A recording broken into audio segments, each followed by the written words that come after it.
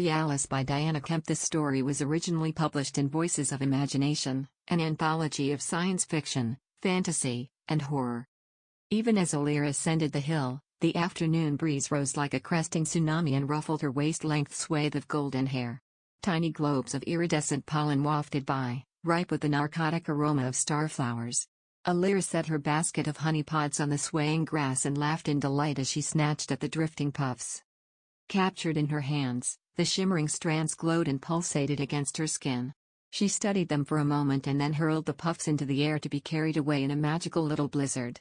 Eventually, they would settle into the rich soil of Tolaris to bloom into spun silk starflowers. Above her, the radiant light of the twin stars shifted. Gazing below to the glistening curves of the colony nestled in a copse of lush, gently swaying trees, veils of prismatic color painted the land with ethereal hues. Though Alira had been born on the remote Earth colony 21 years ago, she was still enchanted by the hauntingly beautiful aurora borealis that bathed the afternoon skies. The undulating veils were like stepping into the embrace of a rainbow, and whenever she was outside, she paused to immerse herself in one of the many natural wonders of her beautiful world. And how beautiful Tolaris was, fertile and verdant, blessed with abundance from bountiful oceans to benevolent climates. When the last refugees from a beleaguered Earth landed 50 years ago, they had expected to find the viable world confirmed by SCAP probes, but it was as though the Garden of Eden awaited their arrival. The new citizens of Tolaris soon adapted to their idyllic new home, and as they gradually outgrew the home colony, groups branched off to found satellite colonies in the most amenable areas within easy commuting distance. Now, on the eve of the arrival celebrations, Alira's task was to collect flowers for the offering table and assist with a dinner of celebration. Related to an ancient Earth festivity known as Thanksgiving, arrival also gave thanks for a new life on a new world. It was the time Alira enjoyed most, though lately her parents, part of the original refugee ship's command team, had begun subtly pressuring her to choose a mate. Her older brother and sister, Dreas and Adista, had already communed with mates, and Adista was expecting her second child. Alira grimaced. She was enjoying the balmy day too much to be distracted by such obligations. The colony had expanded enough in population, and the concerns of the early years had vanished into the afterglow of prosperity. The warmth on her back and the fragrant air were the only companions she needed. Raising her face to the soft world so close she felt she could reach out and touch them, a fleeting cry suddenly drifted to her ears. Alira abruptly turned, the cry waxing and waning seemingly from every direction. She glanced below at the colony to find only a few people milling about, none of whom seemed to notice the cry. Her initial instinct was to reach for her comms bracelet and contact her parents, who were members of the council governing the colony, but as her fingers brushed the flashing micro panel, she hesitated. Somehow she knew the cry was not a threat. Reaching for her basket of flowers, the cry rose once again from almost directly below her. Alira paused and looked toward an idyllic glade of trees resembling massive, lacy ferns. By now the aurora above had dissipated, its daily appearance no more than few minutes. A sparkling stream meandered through a carpet of dense blue-green grass speckled by bobbing starflowers. She had only finished filling her basket a few minutes ago and heard nothing other than the babbling water and the sonorous buzzing of flotilla flies, feather-winged insects resembling butterflies. Intrigued, she descended the hill. With each step closer to the glade, the cry became stronger, and once past the stream tumbling over the rocks, she began to recognize a sound that she had heard many times at Adista's home. The cry of an infant. Stunned and a little alarmed, Alira stopped and looked around. Soft waves of color billowed through the trees, transforming the glade into a dreamy scene that lacked only magic dust to pull it from the pages of fairy tale. Yet the cry was out of place in such a setting, impossible, in fact, since infants were strictly monitored until their immune systems had completely adapted to the environment of Tolaris. Prompted by an inexplicable sense of urgency, Alira began searching the glade. The cry rose like a beacon when she wandered away from it, guiding her toward a copse of trees she had not yet explored. Stepping into the sun-dappled embrace of fern trees, she was dazzled by a bobbing sea of starflowers, their fragrance so intense she felt her head swim. Now the cry was louder, more distinct, and Alira knew what she heard could be nothing other than the cry of an infant. A distinct sensation of being watched caused her skin to crawl. Turning slowly, she glanced at something moving at the thick base of a nearby tree. Slowly, she approached, her mind not quite able to process what her senses clearly confirmed. "Oh, my God," she murmured, the sight of a squirming baby girl wrapped in a shiny, metallic, textured fabric stopping her in mid-stride. Dropping her basket, Alira cautiously knelt on the grass and stared at the infant. She was perfect, her flawless pink skin framed by a silken shadow of flaxen hair. Eyes as blue as the Taurus sky gazed back at her, and as they focused on Alira, the infant let out a lusty yowl. Instinctively, Alira reached for the infant and cradled it in her arms. The fabric emanated a gentle warmth that Alira realized protected the child. A feeling of loving warmth infused her as the infant clutched her finger with surprising strength. It was as though finding an infant in the middle of a sunny glade was the most natural thing to happen.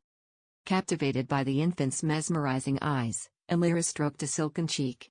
"What am I going to call you?" she wondered, gently brushing her lips against the infant's shell-like hair. Asuti. The name suddenly appeared in Alira's mind like a whispered voice. Startled, she glanced around, expecting to find someone standing behind her. Something about the subtly shifting sunlight caught her attention. At first she thought it might be the aurora casting its magical light, but the trees shielded all else from view. Clasping the infant close to her heart, Alira retrieved her basket and started back toward the hill. Asuti. This time the voice was louder, almost assertive. Alira stopped and glanced around with a touch of unease. She had definitely heard a voice, and Asuti was the infant's name. How she knew this with such certainty she couldn't explain, but as she looked at the infant, infinite blue eyes steadily held her gaze. "Asuti?" Alira whispered. Asuti gurgled and waved her tiny fists in acknowledgement, her eyes never leaving Alira's. Alira shivered as a feather-light touch fleetingly caressed her mind, and for a moment, she thought she glimpsed blue eyes gazing into her mind. The sensation passed, but Alira couldn't shake the sensation of another presence lingering just beyond her peripheral vision. She glanced at her bracelet. If she hailed the colony, someone could be here within minutes, but then Asuti would be taken away. The punishment for a colonist abandoning a child would be severe, but more importantly, how had she been abandoned in the first place? A pregnancy would have been impossible to conceal, and a birth even more so, effort not worth the instant banishment that would result. Alira's throat suddenly felt dry. Was someone watching her even as she held Asuti? The fragrance of the star flowers was becoming cloying, and Alira shook her head against a curious lightheadedness. She was about to run from the glade when Asuti began whimpering and reaching for her breast. Alira realized she must be hungry. She clasped Asuti's tiny fingers. "But I have to take you back to feed you, Asuti," she said. "I'm not a mother." Asuti continued to fret, her efforts to reach Alira's breast growing more frantic. Alira suddenly felt compelled to set the basket on the ground and lay Asuti on the grass beside it. Reaching for the pressed zip of her silky blue tunic, she opened it to expose her breasts and stared at them in surprise. She hadn't felt any change or discomfort, yet her breasts were not only much fuller, but her rosy nipples were engorged and leaking milk. Alira glanced at Asuti cooing in the fabric. She kicked and flailed expectantly, her eyes so intensely blue they rivaled the deepest sapphires. The metallic sheen of her cover reflected like 1,000 tiny mirrors, the fine mesh morphing into vivid fractal patterns. Alira swallowed, the sunlight warm on her exposed breasts aching to suckle. Bending toward Asuti, she lifted her from the cover and held her to her left nipple. Asuti turned and with a grip belying her tiny frame, guided Alira's prominent nipple into her mouth and began vigorously sucking. Alira gasped at the sensation, both somewhat uncomfortable but also pleasant. She cradled Asuti's head, gently stroking the infant's cornsilk hair. Lulled by the soothing action, Alira began to feel a sense of serenity that reminded her of her last visit to the Great Northern Ocean. Walking along the pristine crushed pearl sands, she had basked on a verdant shore ablaze with the color and heady fragrance of flowers that fanned like peacock feathers. The warm azure water was impossibly clear, the sandy bottom a vivid showcase of magnificent shells and semi-precious stones. Now she envisioned herself swimming along the shallow bottom, net in hand, plucking up a shimmering gem or exquisite shell. Her body undulated with serpentine grace, skimming along the bottom with increasing speed. Somehow she no longer needed to come up for air, her eyes easily adapting to the shimmering curtain of water. Suddenly, she saw what she thought was a reflection of herself approaching, her naked body alabaster perfection, cornsilk hair a flowing veil. Thinking it a peculiar trick of the light, Alira followed the gently sloping bottom toward deeper blue water.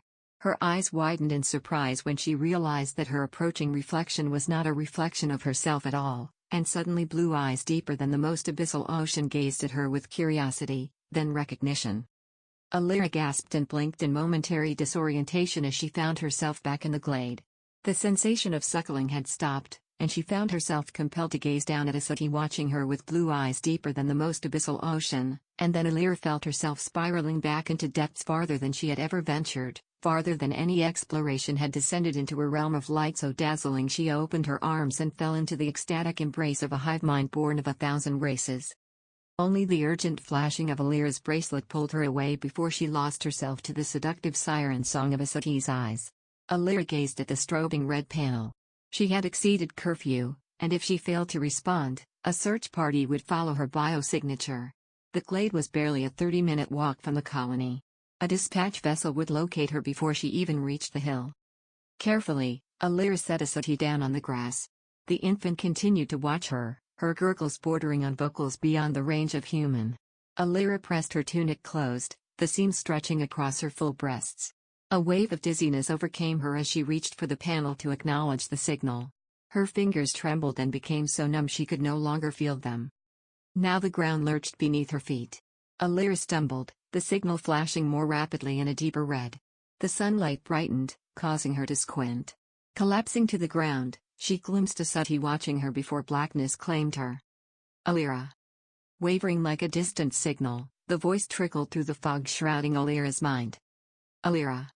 Now it drew closer, whispering in a soft, musical tone. Alira. Louder and more distinct, the phantom voice prompted Alira to open her eyes. She focused on the faces of a man and woman looming above her. Though they smiled, she did not recognize them. Are you all right, Alira? The woman asked. Dark and attractive, she glanced at an instrument pressed against Alira's wrist displaying a continuous readout. Life signs are stable, she said, turning to the man. No anomalous readings. She's probably still in shock. The stabilizer should kick in at any moment. Alira blinked, the words apart from her spoken name incomprehensible. Then, emerging from the depths of her mind, another voice spoke in words she did understand. Feeling the embrace of the hive mind, Alira drifted among an ocean of thoughts. Alira? The man asked with a smile. You had us worried when you didn't check in. Did something happen to cause you to miss curfew? Even if you think it's not important, we need to know everything you saw and did today. Blinking at the man, fair-haired and well-built, Alira noticed that he was also an appealing specimen. The newcomers were all attractive and robust, and the seeding of many years was finally beginning to pay off.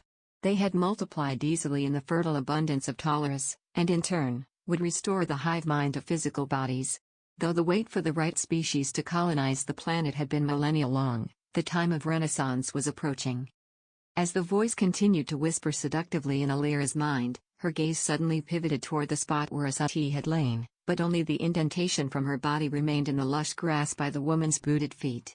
Alira smiled. Soon they would all walk in the sun's embrace and dance among the veils of the aurora. The woman, encouraged by her response, smiled as well.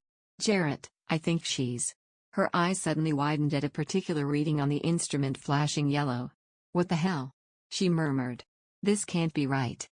What's going on, Cassara? Jarrett asked, kneeling beside her. I don't know, she said, shaking her head. I've recalibrated the probe twice now and it still shows the same reading. I've never seen anything like it. Jarrett peered at the instrument, then turned to Cassara with a frown. How is this possible? They turned to look at Alira. Feeling Asuti kicking inside of her, Alira crossed her hands on her growing belly and watched the humans with a soft smile.